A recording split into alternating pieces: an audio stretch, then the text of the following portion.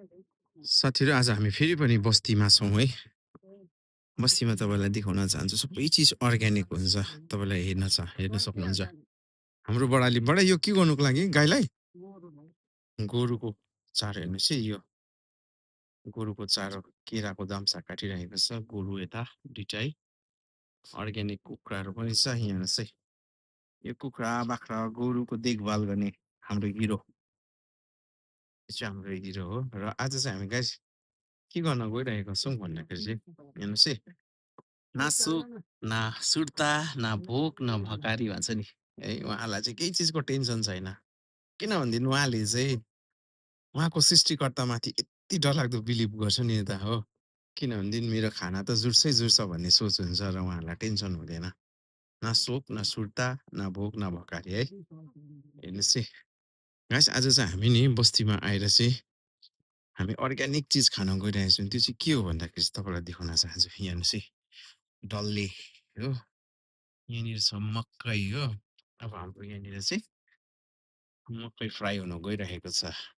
So आजको मकै ओभरै tasty हुनेवाला छ। बडा समयको फल त खानु पर्यो नि है बडा? समयको फल त खाइराख्नुपर्छ। समयको फल पनि के भन्नु बडा? उहिले त यस्तै खाएर त हुर्केको हो। हो। त्यो चामल त निकै धनी धनीले मात्रै खानु पाउँथ्यो हो। हामीले त यस्तै चिजहरू खाएर हुर्किनु पर्थ्यो।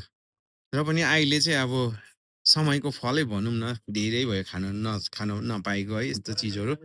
कहिलेकाहीँ समयमा एकपल्ट खाइ हुन्छ। यहाँ हेर्नुहोस् है अर्ग्यानिक सबै चुला दाउरादेखि लिएर।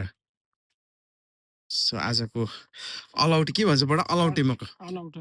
अलौटे मकैको टेस्ट तपाईँलाई देखाउन चाहन्छु है। लु हेर्नुहोस् है साथीहरू पाक्दैछ मकै चाहिँ हो। एकदमै टेस्टी हुनेवाला छ। फाइनली मकै पाकिसकेको छ। डल्लेको साथमा हेर्नुहोस् है।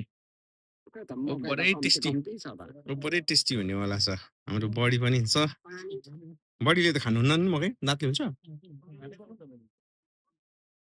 साथीहरू हेर्नुहोस् है। अब चाहिँ मकैको टेस्ट हो। हेर्नुहोस् है। अनि डल्लेसँग डल्ले